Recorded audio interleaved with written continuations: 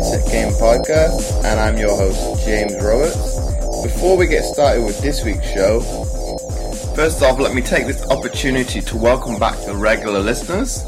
And if this is your first time listening to the show, I hope you enjoy this episode and decide to subscribe to the show. And on today's show, I've got Ayaz Bhuta.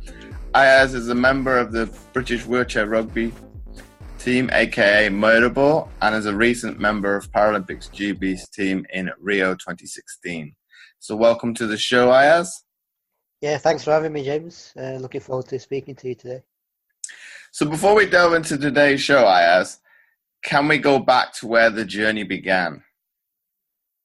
Well, the journey began from birth, really. I was born with a disability called Roberts syndrome, which is quite coincidental with your name, actually.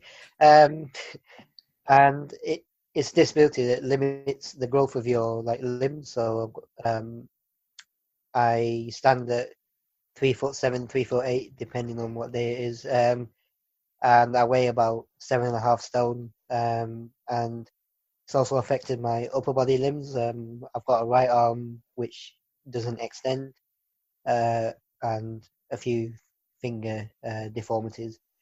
All throughout my life, really, it was in and out of hospital. I went to school. I've gone through the full education system. I've got a degree, but my younger days at school were quite a challenging time because I spent the first year of my life in an incubator in hospital, and I was pretty small, being looked after, being sort of bubble wrapped. That's the sort of thing people do to disabilities, which is a natural reaction, really, because you want to protect your child or student at school. So I went to school just down the road from here, where I live in Bolton, and I was the only person in the wheelchair in my school, and I had a teacher, a special needs education teacher, who just used to look after me, and without that support from her, I still keep in touch with her right now. She was great for me in school, but now I look back on it, I always wanted to do sport at a young age. This probably sounds a bit childish, but at break time at school, in primary school, I wanted to play. I could walk a little bit more than I can right now. Back when I was younger, I could run around a lot more. I just wanted to play football with my friends on the playground, 15 minutes, and I was never allowed to up to a certain point. And then one time I just thought, forget this, I'm joining in. And then the teachers were shocked. I probably got in trouble, and that sort of broke that barrier of being bull wrapped and etc. And ever since then, the school let me participate in sports, and throughout my whole school career life, I was quite into sports. And then I'd say in secondary school, I took up fencing, and that was just a recreational thing, and that was quite good because I got to skip a few lessons during the day. So it's like a win-win. That I want to do sport, and I think I missed RE. I used to hate RE, so and just did fencing, and then we went to this Rotary thing. Have you heard of these Rotary clubs?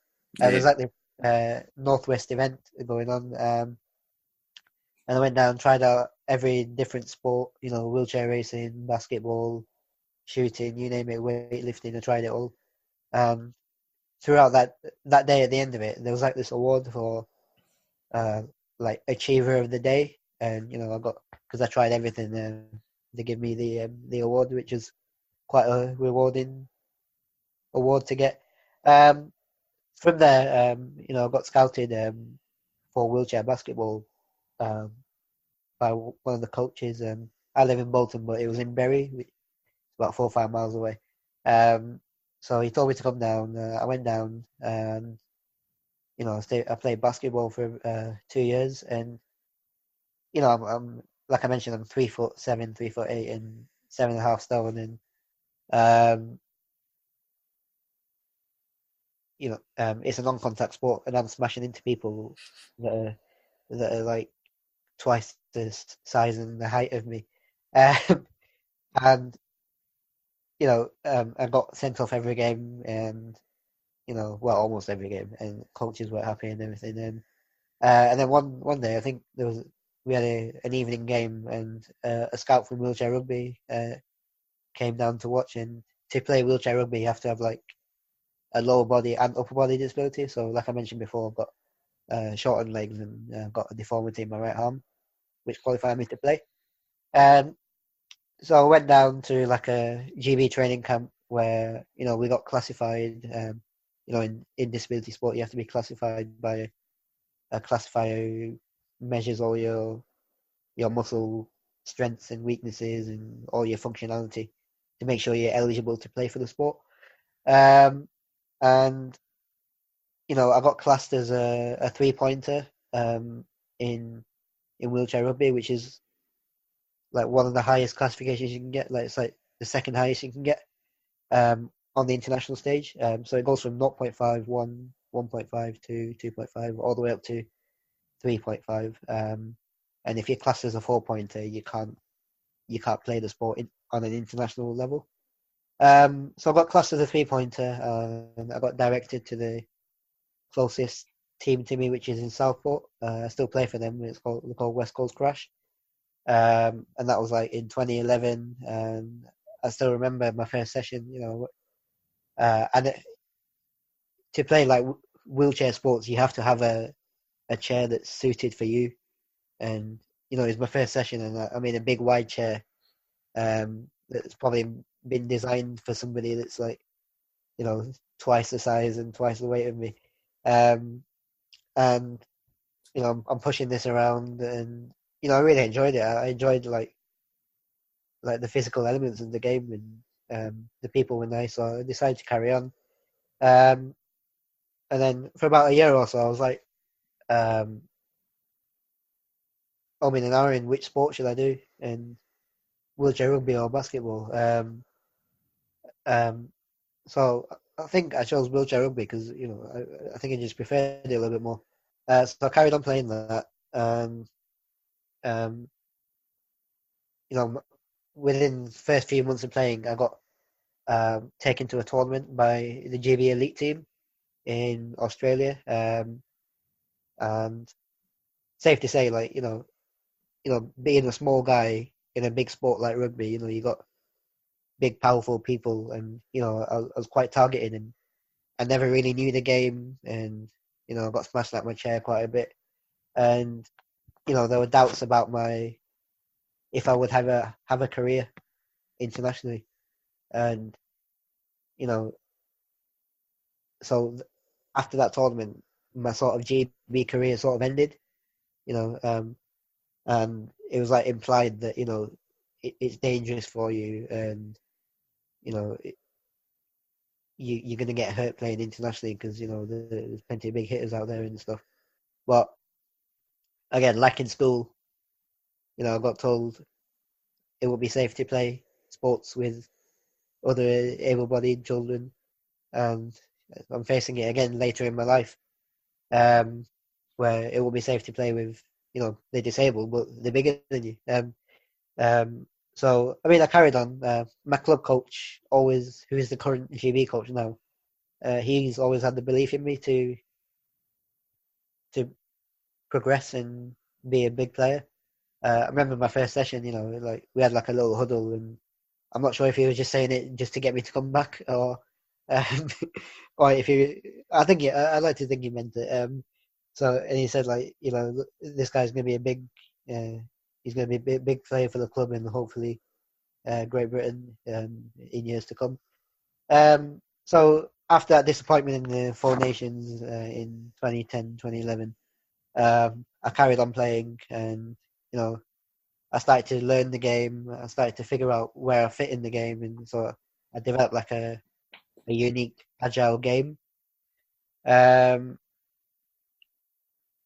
Like try to avoid hits and being small and nimble and using that to my advantage to get away from the opponents. So I carried on that, and slowly, I started getting better and better, and my skills started getting better, and the knowledge of the game started getting better. And then there was like a GB development team being set up, which was being run by my club coach, and he said, "I'd like to give you a shot, um, you know, in this team, in this squad." So I trained with them for a year, and at the end of it, there was like a selection for a tournament in Prague called Rugby Mania, which is like an end of year tournament, but it's quite a good level standard tournament where a few international teams go to it. So this was after London 2012 Paralympics. We went, and on the back of the Paralympics, the development team, went to this tournament, and we were like a really young team, and Germany were quite a well-established team. Well, they still are actually. And for a bunch of young guys to go and beat them at a tournament was quite a bit of a buzz. And then we lost to Denmark by a margin, like three points or something like that. Again, for a young team, it was quite promising. So after London 2012, like there was like a lot of changes within the GB elite team. New coach, a lot of players retired and moved on to other things. And this gave opportunity of like 6-7 development players to come through.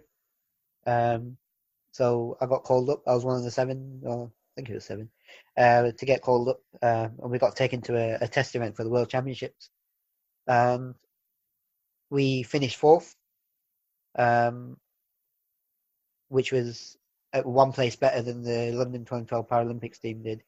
But you got to take into consideration, teams had time off and they're working on things at that tournament, so it probably wasn't a true reflection on the world rankings at that stage.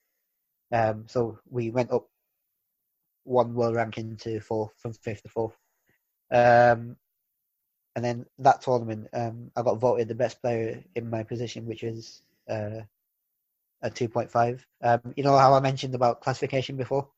So I started off as a 3-pointer, and then some point during my club career, I got reclassified and I came down to a 2.5.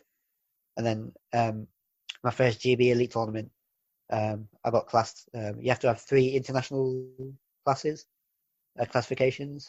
So I had my first one at that first GB tournament in 2013. And then that year we trained for the European Championships. Like I mentioned, we were like a new team, a very inexperienced team compared to all the teams that were there at the European Championships that year. And we finished with a bronze medal, which was probably a fair reflection of the standard we were at there. So next year, that was in 2013. In 2014, we went to the World Championships, and this is where we started getting better and better as a team and more experience. We traveled everywhere really, like USA, Canada, everywhere, just to get the experience and get the inexperienced guys a lot of experience in prep. So whilst I'm playing as an athlete, I'm also working. So I worked at the I don't think I'm allowed to say the name, but like a well-known bank, and just a call center job really. Sat behind a desk doing fraud checks all day, and I was juggling life as an athlete and an employee, and slowly, as I got my athlete commitments got more and more and more, my training got more intensified, and the travel got more. It was quite hard for me to juggle both. So in 2015, I decided to leave my job to focus on like the European Championships to qualify for Rio, and then hopefully um, get to Rio myself. So it was like a 1.5 year plan just to give it everything. And in 2015, we beat Sweden by 1 point in the final, and we'd already qualified to because in the European zone, if you get to the final of the European Championships, you're through to the yeah, you got an automatic place at the Paralympics. But GB hadn't won a European Championship for about 8 years, 10 years maybe, and we wanted to be the team that that broke that duck, and we beat Sweden by 1 point in the last, I think it was 6 seconds, where a guy with your name called Jim Roberts just sprinted the full length of the court in like 5-6 seconds and scored the goal. And we wanted to win that because like the winner of the European Championships got to go to the test event for the Paralympics, and that was an extra incentive to win. So we beat Sweden by 1, and then went to the test event for the Paralympics. It was like a 4-team tournament. So Australia, who were like Paralympic champions, Canada, who were the US, the American zonal champions, GB were the European zonal champions, and then Brazil, who were the host nation. So we got a gold medal there,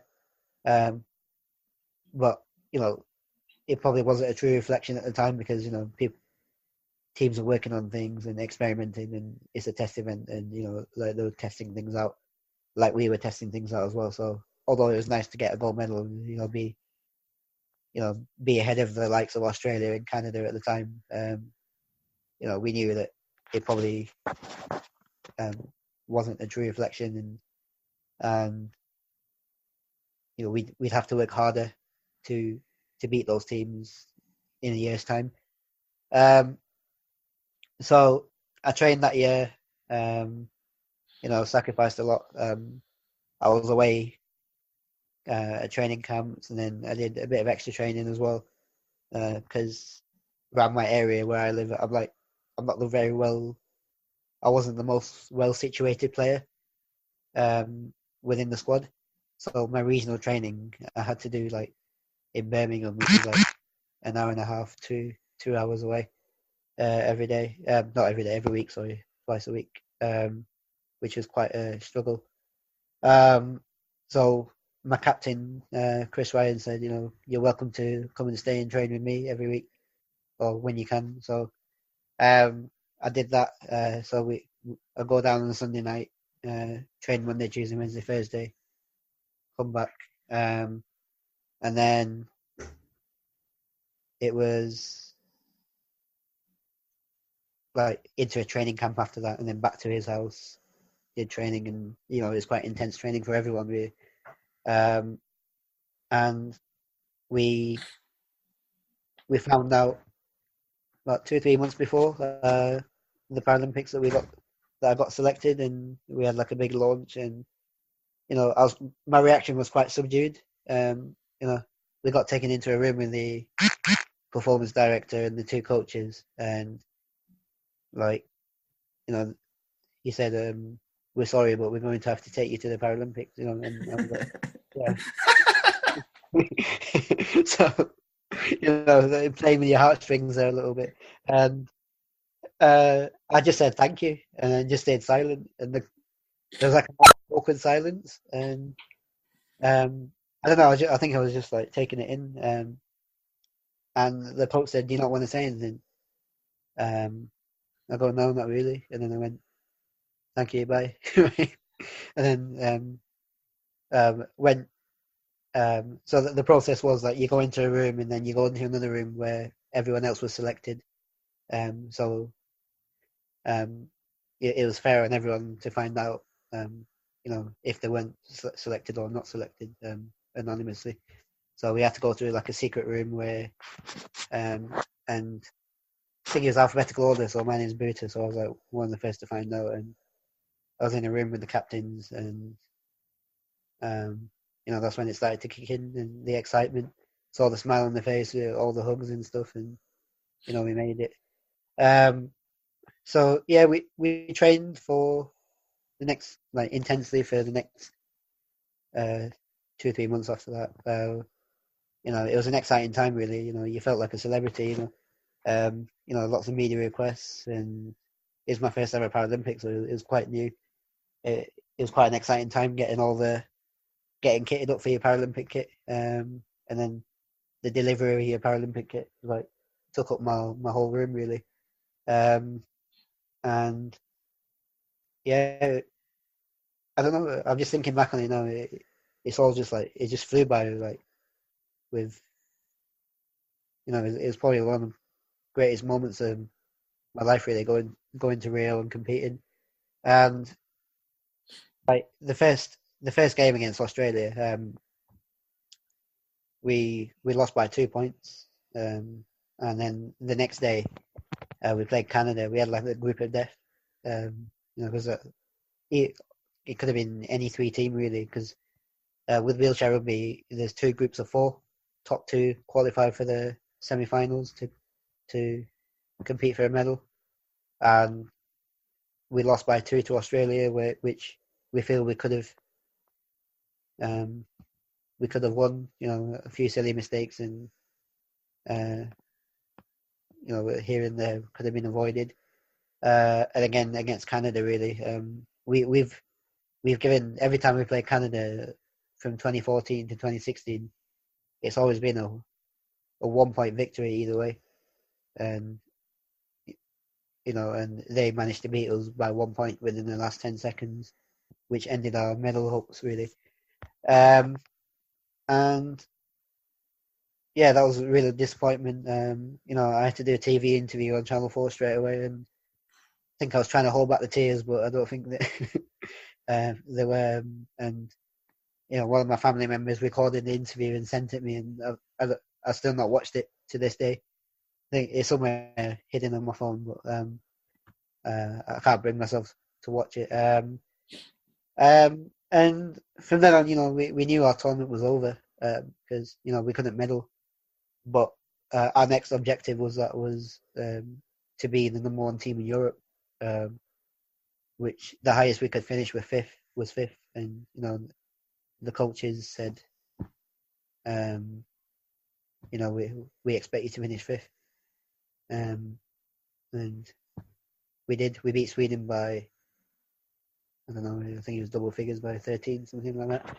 And then we went home, had a few months off, and then you must have heard about so every 4 years UK Sport have a meeting and decide which sports to fund and how much to fund, and we weren't even expecting to lose our funding. I think deep down I was expecting a really lower amount, because we were quite well funded for the Rio cycle, and I don't think I was expecting that much funding, but I was expecting some kind of funding. But to lose your funding completely was like a complete shock. I was on the way to London to one of my teammates. I was having a little get together, and the whole way I spent on the phone talking to teammates, what does this mean? The coach is ringing me and goes, "Oh, don't worry, we'll appeal it." And I was quite reliant on the £12,000 funding that I was getting, being a UK sport funded athlete, and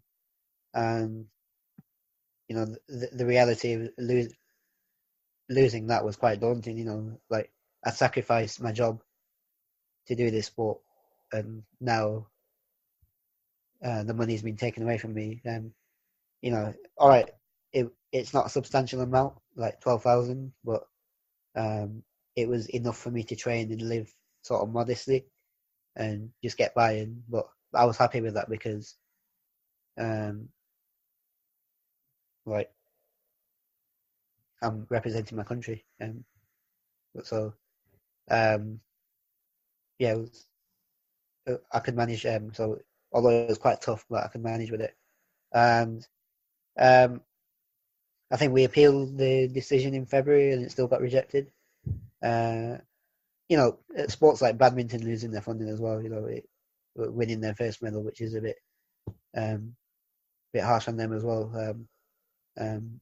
So it's harsh on us as well because we missed out by 1 point to compete. But that's the reality of the situation we're in. So 2017 really was quite a tough year. Because it took me a few months to get over like what's going to happen because I think there was like a period of like not depression but like just being down about going to training and like what's the point? Like it's not going to get anywhere, and what's going to happen. The future of the sport is not secure, and I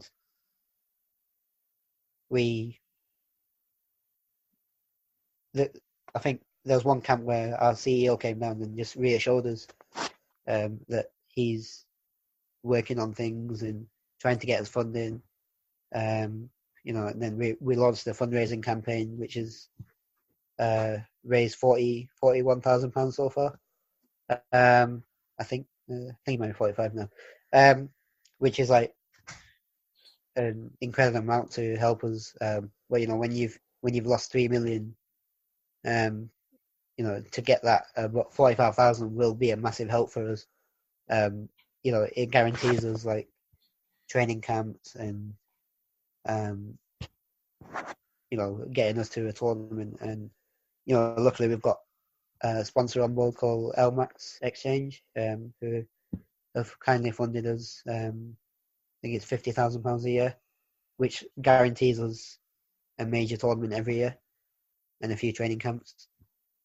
So the team are sorted, but we're still trying to find money to take us to these extra tournaments to prepare the best we can. But on an individual level, we've had to find sponsorship, and it's quite a struggle finding sponsorship when you've not got a medal around your neck, and it's quite you're struggling to offer companies things, and there's things you can offer companies like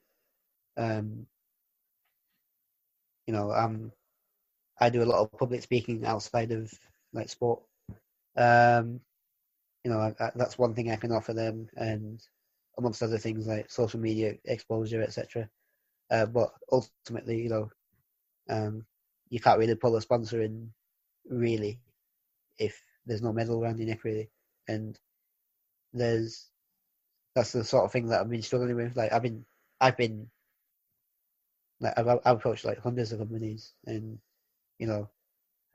just been rejected all the way. And hopefully I'm talking to a couple of potential sponsors at the moment, but hopefully that comes out, and hopefully we can work a partnership out.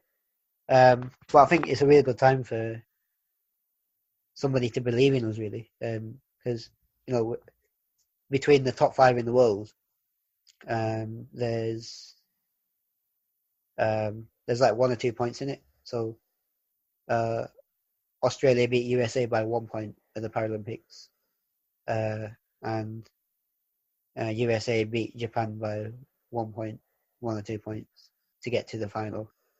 Japan beat Canada by 2 or 3 points, and Canada beat us by 1 point. So it's like on the day, really, and performing. And I don't think there's any sport in the world that's, apart from the Premier League, really, but that's that close. And yeah, I think next year we can do big things at the World Championships. Like no European team has ever medalled on the world stage, and I feel we're in the best position to do that. Well, it just depends how much training we can do and how much preparation due to the lack of funding. So this year, like 2017, we usually have like a few preparation tournaments and a lot more camps than we usually had. The only thing that we had this year was a home series against Denmark. Like it was like a 5-game series where they came down to us and we played a few games. I think we won the series 4-1.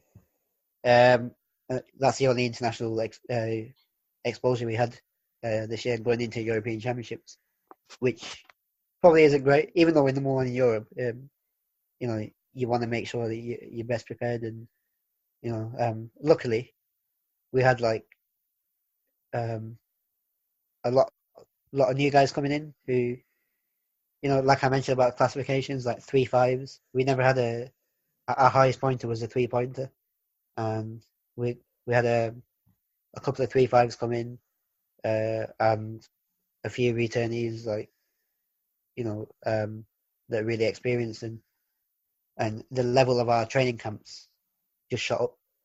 Like we could play 2 intense lines against each other, which could probably match any European team, and we were quite lucky to have that, and I think that's what prepared us in the best possible way to retain our gold medal at the European Championships. I think we won all 5 games at the European Championships, and it's probably our best performance as a GB team at any European Championships ever. It's really consistent, and it shows we had great squad depth as well, because our most experienced high pointer was had a family wedding to go to on the day of the final, so we never had him for the final. And to do that, to win the gold medal and beat Sweden by 8, shows that we have like great quality and depth in the squad now, and hopefully we can kick on and get a medal at next year's World Championships, and then the next year qualify for Rio, and then the year after that get a medal at the Tokyo 2020 Paralympics.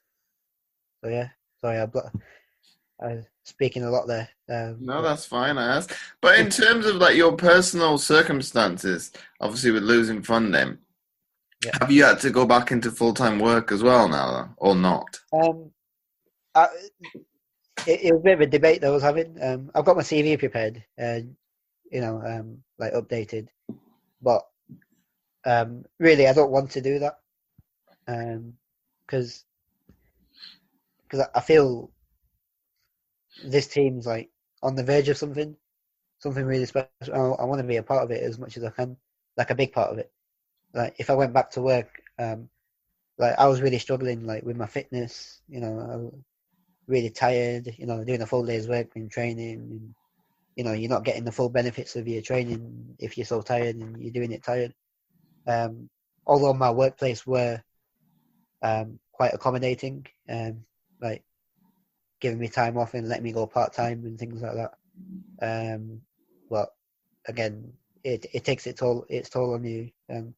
Like I get tired now and I'm doing training, so imagine what I'm doing when I'm working and training. So I mean, it is an option there that I will do it if I have to. And there's companies out there that will employ athletes and give time off and things like that. Because I went to an Athlete Futures event in January, I think. Last year. And there are lots of companies out there looking to employ sports people and looking to support them. But I think I just want to have the freedom of like training and giving everything to my sport. And the only thing I can do is like try and raise my public speaking profile, try and get some jobs in that, and also hopefully try and find a company or a businessman to sponsor me like a small amount to carry on. I mean, we are getting supported now through Great Britain Wheelchair Rugby.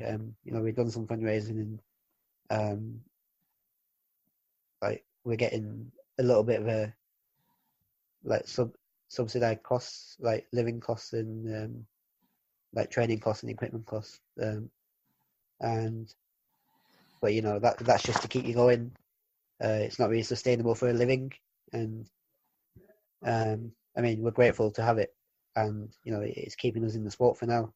But I want to, have that financial security behind me through sponsorship, and yeah, so that's where I'm at. And if I do have to go back into work, I will go back into work. And also, I was reading, Ayaz, you've been coined as the John Alomu of wheelchair rugby. How did that nickname come about, and who kind of gave it to you? I think, to be honest, the reporter sort of gave me that for the headline. Really, I'm not really seen as a powerhouse, and I get mocked by my teammates like, "Oh, Joe," like at the time in the sport, that article came out. It goes, I don't really get called that. I think it was more like beefed up for the headline. Well, probably my true likeness to a rugby union player is Jason Robinson. Really, like agile, quick off the mark, and fast. And I met Jason as well and played wheelchair rugby with him at the 2014 Invictus game in the celebrity match. So yeah, he's a really nice guy, and like an honour to meet him, along with all like the celebrities like Prince Harry and etc. Yeah, so that's my true likeness. In if you're going to put a comparison in there, but I don't like to have comparisons really. Yeah. Well, it's an awkward one really, because he's well known like in video clips for steamrolling over people, whereas in a wheelchair rugby, you probably knock people over, but you're not steamrolling over them. Yeah. And obviously, looking at like a lot of pictures that you're in, you're generally on one. It's more, I would say, agility type thing, because you're generally there's a few of them you're only on one wheel and things like that. Yeah. I think agility is my main strength. There are players that are more agile than I am, but for my class that I'm in, I'm probably one of the most agile players out there for my classification. But the higher you go, the more agile. The higher point you go, the more agile, the more powerful, the more speedy you'll be. Yeah. And in terms of, obviously, for the listeners, can you explain to them, obviously, the difference, probably from a weights perspective, the difference between a rugby chair and a basketball one? Yeah. So my current wheelchair rugby chair is about 17, 18 kilos. And with me inside it, it's about 60 kilos or something. And like a basketball chair, they're light and nimble. I'm guessing they're about 7 to 10 kilos, maybe. What do you reckon? No? I'd say about that. Maybe even a bit lighter now. Yeah, a bit lighter, with the titanium and aluminium coming through. So, like in a basketball chair, you'd probably be able to go much faster, but in a rugby chair, you have to have that, because it's a contact sport. You have to have the weight behind you. I mean, you can't really feel it when you're pushing it now. But when I first started playing, I was really struggling because I'm about probably at the time I was about 42 kilos, and I'm pushing something that's like 17, 18 kilos. It's almost half my weight. I'm pushing, so I had to get stronger and in my shoulders and do a lot of weight training just to push the thing. And now it's like nothing really. And you're so used to it, and you do all this training, and you can, you don't really feel it. I've just returned from like a month off. And my first session back, you can just like you don't realize like how uncomfortable the sports chairs are. Like when you've had like an extended period away, and you sat in your daily use chair like in comfort, and then you go into. I sat in my like rugby chair a couple of weeks ago, and just like this is really uncomfortable. Like I don't, and um I was pushing it, and when you've had a month off, you've lost all your strength. Well, most of your strength and most of your fitness, and you you can feel like the weight of the chair more than usual. So hopefully I'm getting back to a bit of fitness now. Although my teammates might argue after yesterday, but I feel quite I feel it's an upward curve. But then the break because of illness or injury then? No, we came back from the European Championships like 2nd or 3rd of July, and we usually like have that's our end of season really, and we just had like some guys have 2 weeks off. I probably shouldn't be saying this, but like I took a month off. Like my coach might be listening, might not be happy, but my local club only started training 2 weeks ago, so I just thought let me go back when they start training. So I did a couple of gym sessions here and there, but nothing too heavy. But at this part of the season, it's like off season now, and going into the club season. So the club season starts for us in end of September. So slowly, hopefully I'll be fit by then. I should be fit by then. Got like a month and a half to get ready for that, and then I think the club season ends in February, and then international season will probably kick off more with training camps more frequently after that, depending on the funding situation if we can get it.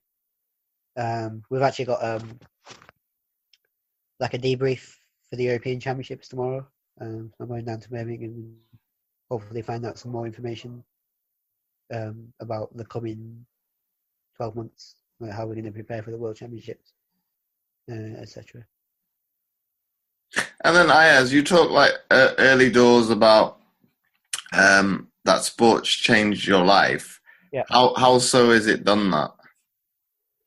I think before sports, I was like this shy individual that never really talked to people, and just like I was probably an introvert really. Like I'd stay in my room. Well, I probably still do. And just watch TV. Well, I do that anyway, but I still do that. But I was quite shy talking to people, and there's like a point in my life where I struggle like with my disability, like and confidence issues. Every time I went out, it still happens now, but it doesn't affect me. But I mean, you probably know anyway, like the way people look at you when you've got a disability, and people doing a full 360 turn and stopping what they're doing and just watching you, it really made me feel really uncomfortable. And there was like a point where I was really afraid to go out, and I'd stay in and like not talk to people and be moody and everything. I think sport, I don't know, like I don't know what made me go into sport. I think I got pushed by like the people around me to go to that basketball session, and since then I made friends, got more confident, got people around me that are accepting, and they've got their own disability. I just every time I get looked at in the street, give that person a smile, or and if they're close to me, talk to them really, just to show them you're a normal quotation person, and just try and change people's perception of you through that little small gesture of a smile, or a 1 minute convo, and that helps me as well, because it gives me more confidence to approach more and more people and talk about myself. And over the years of my true nature's come out. Like, I'm quite a jokey person in the team. There's nothing you can't do where I like pick up on and make a joke of, or make a prank of. My teammates will testify to that, really. And yeah, just like keeping things lighthearted now, and I think without the influence of sport in my life and meeting these people who are in the same situation as me and playing a sport that we love, and going on this journey together for success, I don't think I'd be anywhere near like the person I am today. Yeah, it's all about confidence, isn't it? With anything, like, if I'm not confident in a game, I'm not going to play well. If I'm confident in a game, I'll play well. If I'm not confident in life, I'm just going to be unsuccessful. So I think confidence is key, and I think, like, when I go into schools and things, the big word I talk about is resilience, really. And because like all my life, like throughout school, get told you can't do this, you can't do that. At home, you get told you can't do this, you can't do that. But then when you show people, you can do it. And then when you get knocked down after like I did in 2010, being told you'll struggle to have an international career, you just get back and try and prove people wrong. And resilience and confidence, and you could probably think of a lot of words, but those two have really stuck with me over the years. And I look to spread that message in my school talks and public events that I do. And if we come back, like you were talking about, your season runs from September to February. Is it quite condensed and quite a lot of fixtures to, what would it be, in about 5 month period? Yeah. So the way our league competition works is it's like 4 weekends, sorry. So the 3 weekends are like a league weekends. So it's like a league competition. And it's 5 games over 2 days, which is quite tough. And there's like 8 clubs in Division 1, and most of the GB team are like spread around across the teams. And my team had 5 players. Is it 5? 5 players and a staff member representing GB at the European Championships, and same with London and Tigers. Those 3 are like the top 3 clubs, really. Like, if you go off the league standings, that produce like the GB players. And yeah, so it's like 5 games over 3 weekends, and it's done like a competition format. So 2 groups of 4. Top 2 get through to the semi-finals, and then you play a final, and then you get points on where you finish in that tournament, and then it goes on to a league table. Obviously, whoever's top at the end of the third are the league champions. And then we have a national championships, where all the Division 1 and 2 teams compete at the same league weekend, and and then that's like done the same way, same format. 2 groups of 4. And you get crowned national champions if you win it. Yeah. It's quite a tough 2 days. It's like when we go international and we play one game, that's hard enough. And playing 3 games one day, 2 games the other day, it is quite a challenging time, and you have to be really fit for those because like myself and a few of the guys, like we play like the majority of the games, like the majority of the minutes of the games, and you have to keep yourself fit. And you know, each each team has like a small squad of like 5 to 8 players. So every player has to be fit and play major minutes and over the weekend. But does that not come down to logistical problems and things like that? Because, as you said, it takes a toll on the athlete. Would it not be better to maybe, I don't know, maybe copy the model that basketball uses and do like home and away fixtures? Yeah, I mean, I think people are happy with this format. It's been done for ever since I can remember, really, and there's never been really any complaints about it. It's like a fun weekend away, isn't it? But, well, it's not fun. Well, it is fun, but there's a bit of seriousness about it, and yeah, it's just the way the format works, really. And like I'd say, if they fancy a change, that they could look into it. But I think they think it works, and if it isn't broke, you don't fix it, do you? So, I mean, but what they try to do is like get the club season finished, and then start and then start the international season. So,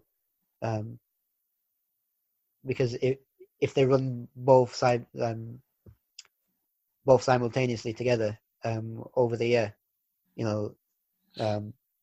like I mentioned, like each team has like limited amount of players, and if you're taking 2 or 3 GB players out of each team, that club's going to struggle to train or struggle to compete.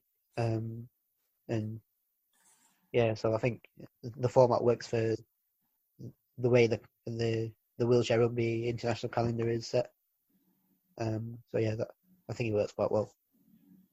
And my penultimate question for you: where do you kind of see yourself and the sport going? Obviously, in the future.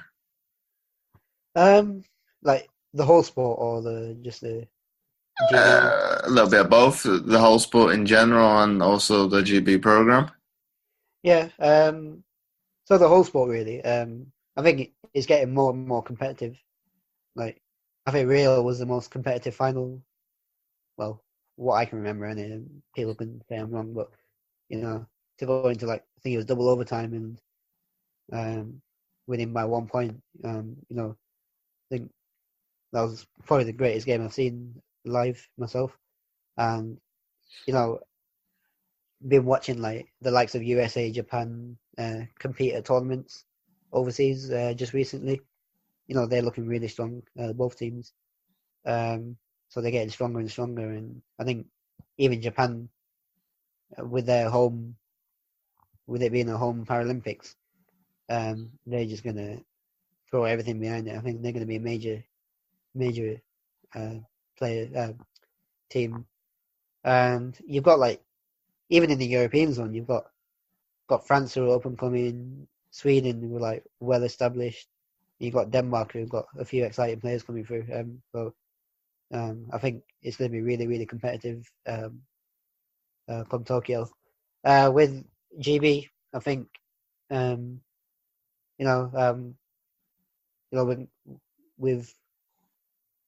we just need to sort the funding situation out really. We've got enough money. Well, we've got some money for camps and a competition, but to prepare for a world championships, you want to be playing the best frequently. So you want to play against the likes of Australia, USA, Canada, Japan, Denmark, Sweden, France, more frequently, and just to get the exposure to best prepare yourself. Like I said, where we got a debrief tomorrow just to just to brief us, like review the European Championships and then look forward, and hopefully we've got some exciting news coming up regarding our calendar over the next 12 months. And this is one question I didn't actually ask you. Did you get to go to London 2012 as a spectator? Yeah, I went as a spectator, and yeah, I went to watch the final, and yeah, I mean, never in my life, like I thought I would. 4 years later, I'd be competing at my own. I'll be on the court myself in 4 years. Like I just thought it was a distant reality, and you know, what slowly it happened, and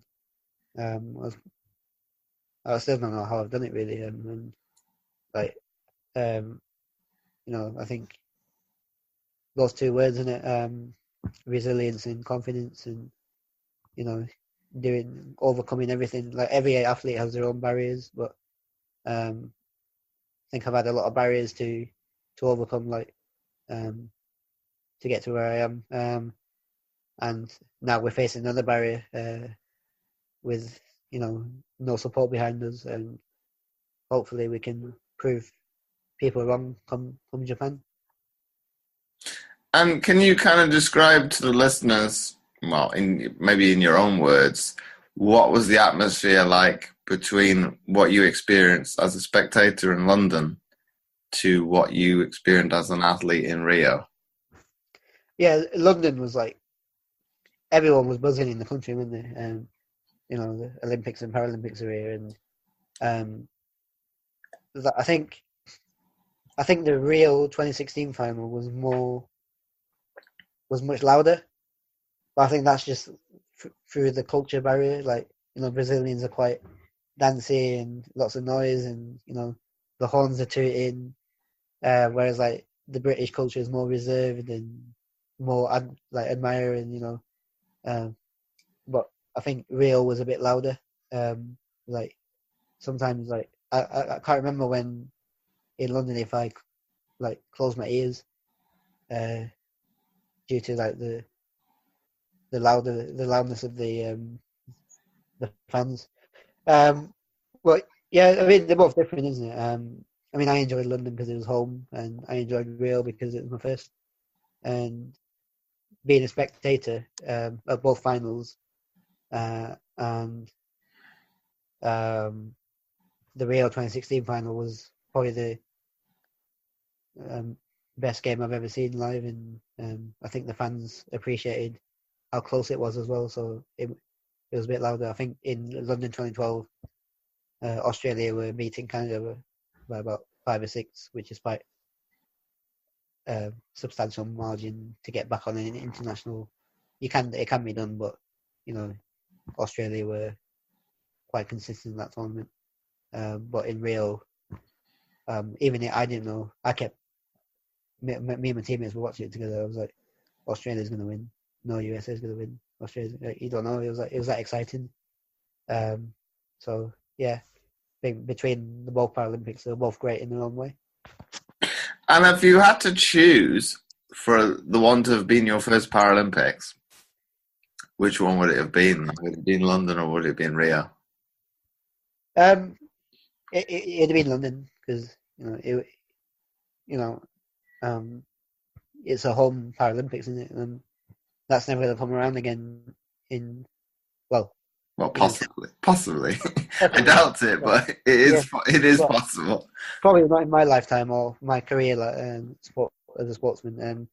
And I would have loved to have, competed, and speaking to a few teammates who went to London 2012, competed there. They said, it was best time of their life,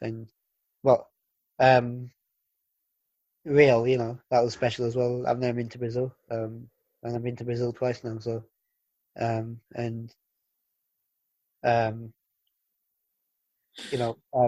that first game when you're playing in a packed crowd for 10 to 15,000 people, we're used to just playing in front of like max 20 people really at our league competitions in front of friends and family, and to that level of intensity through the crowd was just like, it was scary at first, but when you get used to it, you sort of feed off it.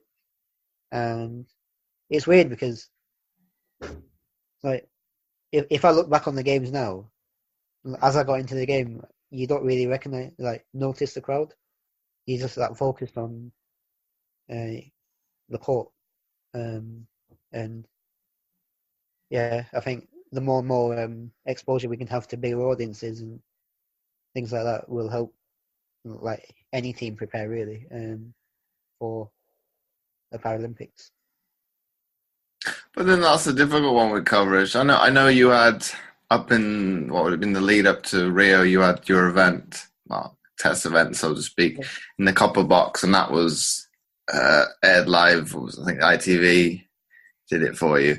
But I don't know, it's a difficult one because you could say, well, this is my opinion now, that Paralympic sport maybe should get more coverage because they actually, in theory, do better than the Olympic team.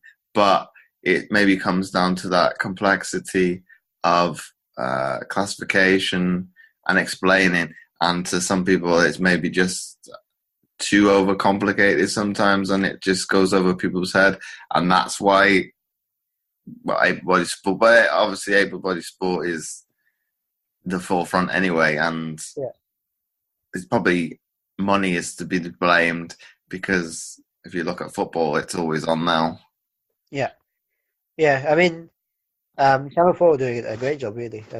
Watching the coverage of the athletics Paralympic World Championships, and the way they explain, they've actually got disabled people and Paralympic athletes that previous explaining the rules, and they're doing a great job, presenting and explaining.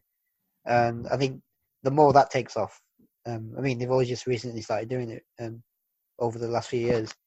The more and more that takes off, I think the more and more coverage Paralympic sport will get. I mean, athletics is probably, for TV purposes, the best one to promote and to cover. There's lots of events and lots of athletes, and it's a bigger event. But sports like wheelchair basketball and wheelchair rugby, I think they could have their own televised world championships as well, because those are just as exciting. You watch next year, like I said, about the top 5 teams going toe to toe, between 1-2 points in it. It's going to be a few nail biting games, and sometimes it's better than the football game. I've watched many drab affairs with football, and that gets televised. And so I think the more and more coverage Paralympic sport gets, it might filter out to the other Paralympic sports. Not more or just as exciting as athletics.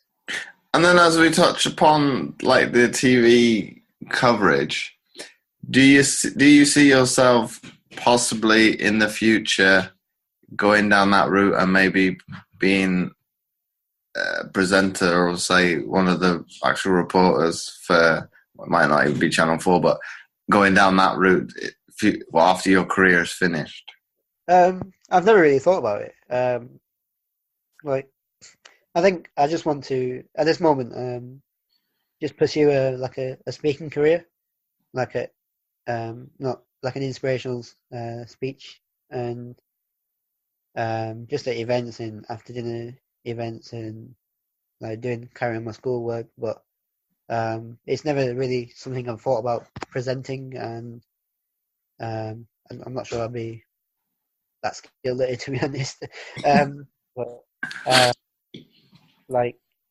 mean, if it's an option, I might consider it, but it's probably highly unlikely that I'll go down that route. Because, like I said about my interview after the Canada game, I've not watched that back, and that's like a 2-minute interview, and I don't know how I'd manage to watch myself back presenting and stuff like that. So yeah, I mean, if the opportunity is there and I feel it's right for me, I'll take it. But at this moment in time, probably not. But then you can't do any worse than some of the commentators. Yeah, I mean, no, like Steve McManaman on BT Sport is a bit drab, and obvious Owen, Michael Owen. But yeah, I mean, commentating might be a good. Some people, few of my teammates jokingly say like, "I'd love to hear you as a commentator during the game," because sometimes I feel quite harsh and quite funny, or sometimes like a bit out there, like, and maybe that's something I could do, like commentating on a game. But then I think people enjoy that sometimes when the person is honest. They've actually done the sport themselves. They can kind of see it from the athlete's perspective. Yeah. And seeing, well, so and so could have done it this way. They should have done that. Yeah. And you're being honest. You can kind of see it. Give it from the viewer's perspective. You're giving them a look in through the athlete's eyes. Yeah. Yeah. Yeah. It's always good to have like somebody who's who knows the sport to explain the sport. Like when we watch some of the coverage on TV, and you've got these big time presenters making mistakes, like and you just get annoyed listening to them. You sometimes mute it. I think that happened with one of our like championships at wheelchair rugby. Some guy who never knew the sport is commentating on what he's seeing, which is completely wrong, and he's asking the guy next to him, what was that called by the referee? And so if it's done right, you can get a good commentator on board, or somebody who's experienced in the sport, who knows the game and adds a bit of fun to it. And yeah, that'd be great, really. And my last question before we wrap up the episode: if you had to summarize this episode into one sentence, what would that be? Oh, that's a tough one. I mean, I've done most of the talking, sorry. I think the summary is just looking back on my career so far, and I think it just rings with any athlete career at the moment, but especially with like disability and stuff. It's just those two words, really, just resilience and confidence. That's having that self-belief. So having those three things are like a good recipe for success, not just in sport, but in anything really. And that's the sort of message I give to the school children, and hopefully that simple message gives them a platform to succeed in life. I think that's some good words to live by, those. So Ayaz, once again, thank you for coming on the Mindset Game podcast. Yeah, thanks for having me. That's my pleasure. And before I forget, I would really appreciate it if you would be so kind as to leave a short written review, as it helps to get the podcast more notoriety, and it would be more visible in future to others, and thus helping more people, which my guests and I are all about. Once again, thanks for listening, and I'll catch you next time for another episode of the Mindset Game podcast.